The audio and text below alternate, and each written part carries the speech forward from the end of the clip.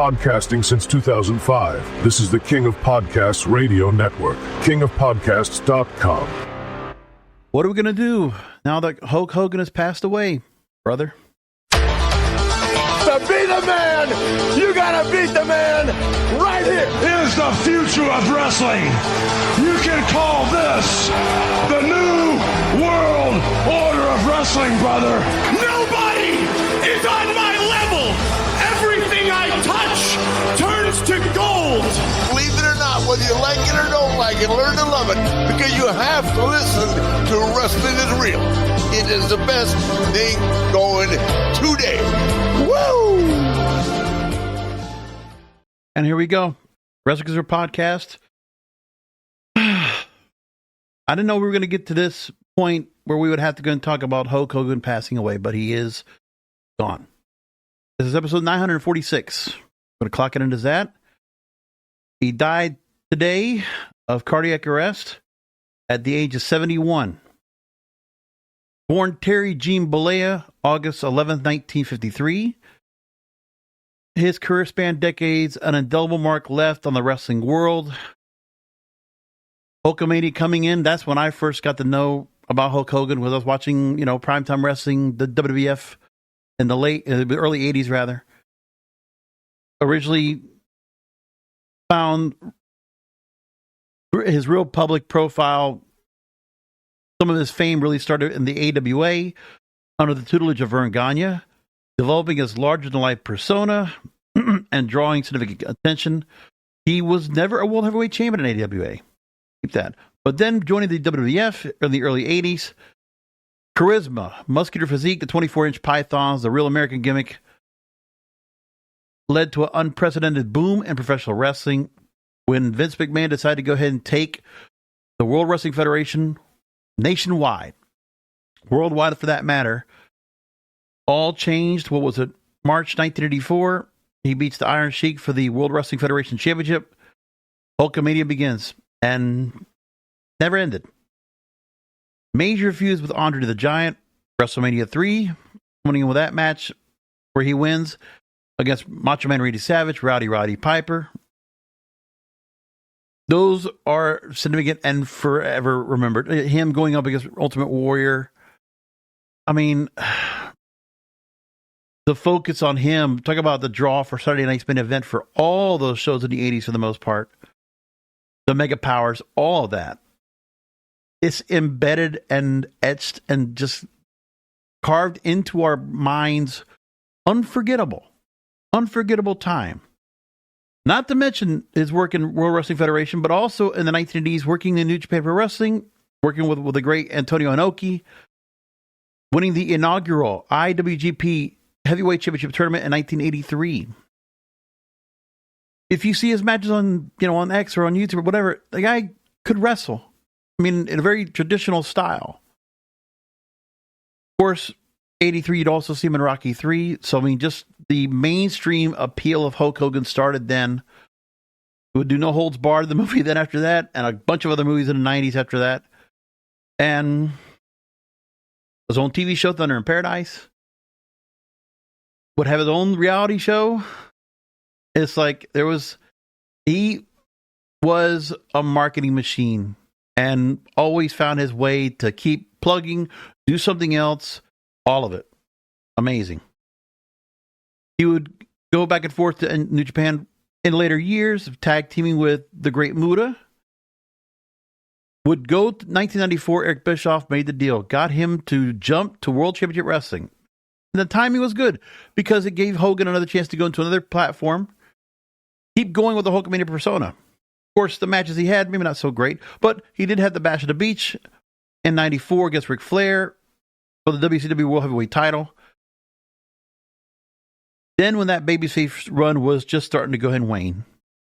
If somebody's going to, we can talk about John Cena all we want and what he's done in terms of creating a heel turn for himself, but there was nothing like when Hulk Hogan became the third man at Bash at the Beach 96.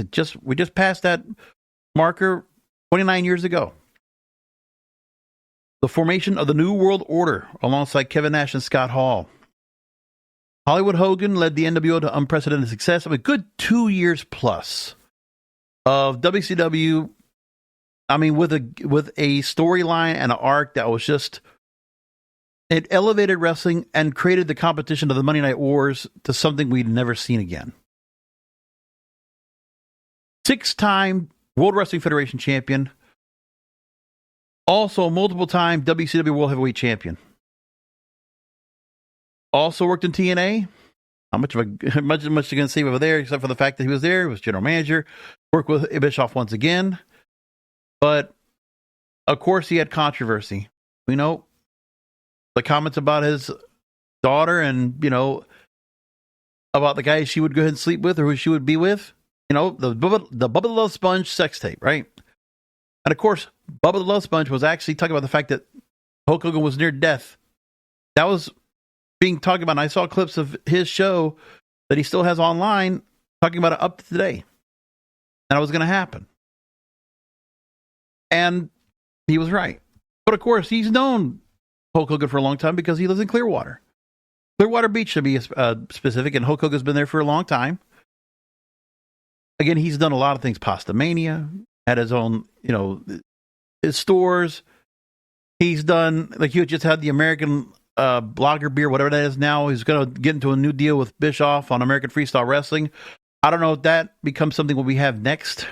But some of the key achievements of Hulk Hogan in his career. Again, 6-time WWF champion. Now, and WWE's champion, excuse me. It was January 23rd, 1984 when he beat the Iron Sheik. His reign was 1,474 days, the longest reign of the WrestleMania era. He would win the last time as champion in 2002, the undisputed WWE Championship. Also was a tag team champion with Edge. 2-time Royal Rumble winner. He was the first wrestler to win consecutive Royal Rumble matches in 1990 and 1991. Headlined 8 of the first 9 WrestleManias. Inducted into the Hall of Fame in 2005. And in 2020 as member of the NWO.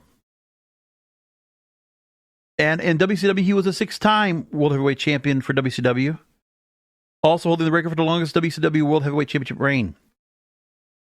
Also, multiple Starrcade events he headlined, which is their WrestleMania of the day, including the most profitable WCW pay-per-view ever, Starrcade 1997. As we said, he won and beat Antonio Inoki in the finals of the first International Wrestling Grand Prix.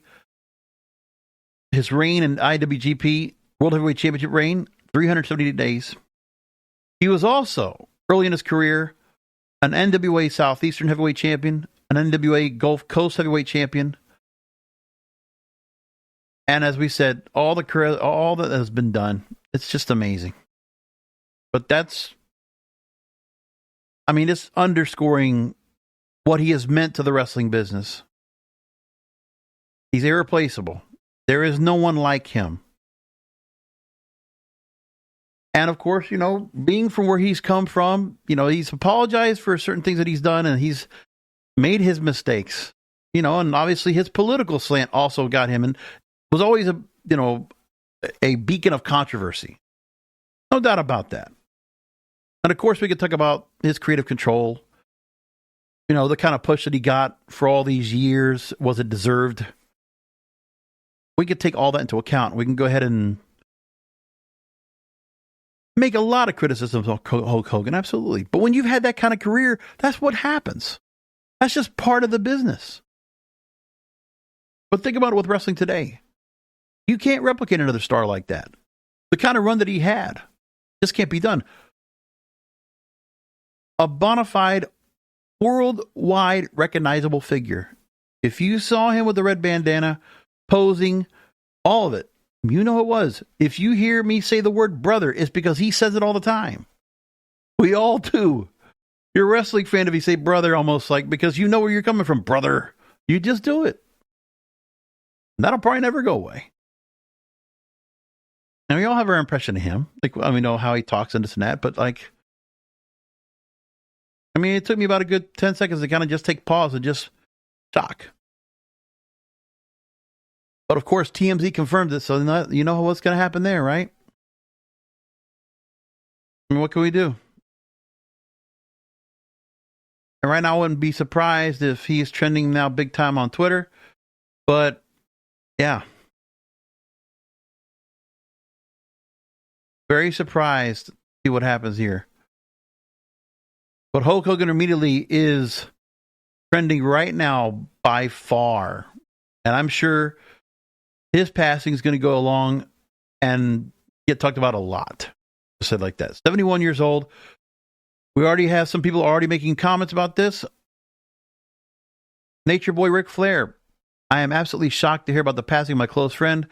Hulk has been by my side since we started in the wrestling business. An incredible athlete, talent, friend, and father. Our friendship's meant the world to me. He was always there for me, even when I didn't ask for him to be. He was one of the first to visit me when I was in the hospital with a 2% chance of living. He prayed by my bedside. He also lent me money when Reed was sick. Hulkster, no one will ever compare to you. Rest in peace, my friend. Rick, I hope you have continued health. I know you've gone through your own issues with cancer scares and all. I'm surprised you're still kicking today, but, I hope we got you for a while. We're all going to see you go where we lose Hulk Hogan like that. I mean, and it's the immortal is mortal.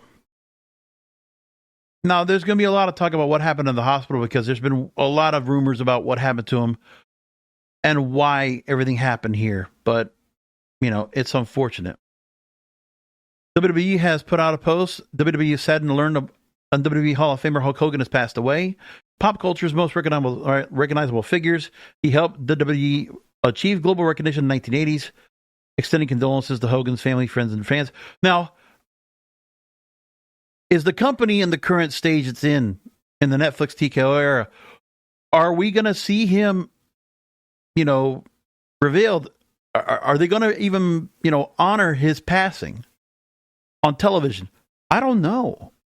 10-bell salute. Are we going to get any of that? Because obviously, the way he kind of left out things right now with the company, even when he came out for the debut of Netflix, people were just not happy about him. I mean, the wrestling fan base now, the younger fan base, as I call, jokingly, the juvenile delusional fandom, yeah, they're not going to be happy. They're probably like cheering the fact that he's on. I already just saw somebody say Black Twitter, hey, popping bottles and, smoking cigars. All right. But that doesn't take away what he's done in the ring. No matter what. No matter what.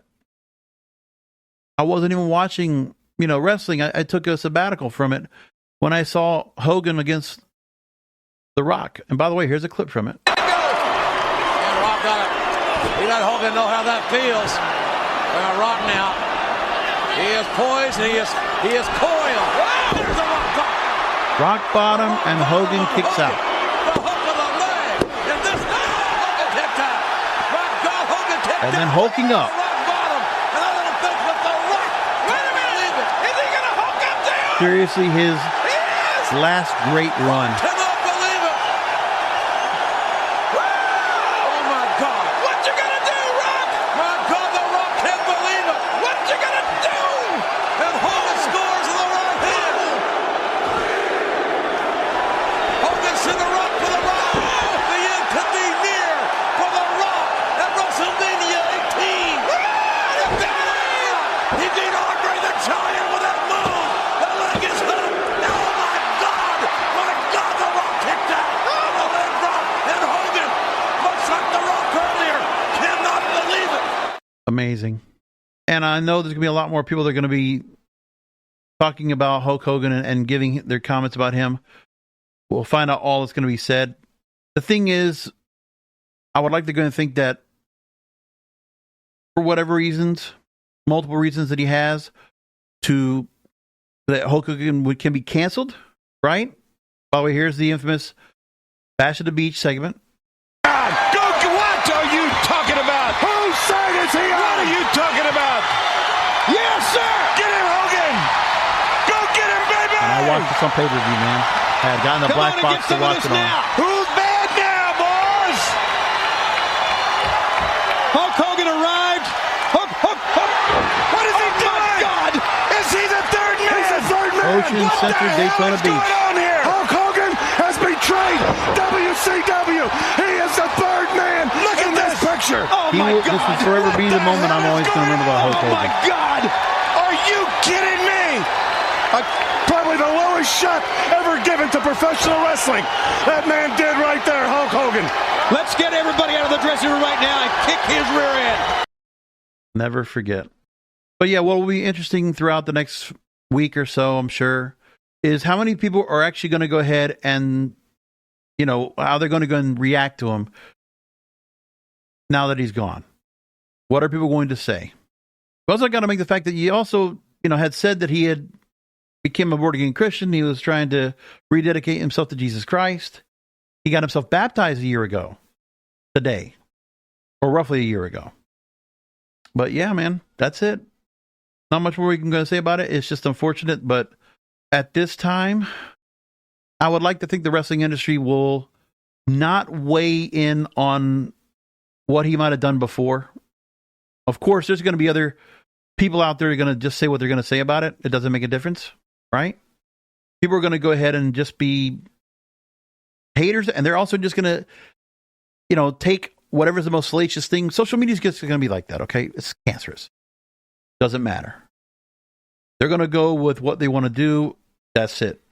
And that's fine. Listen, you want to go ahead and bash him, you know, stomp on his grave, a la Shawn Michaels, go right ahead. It don't matter.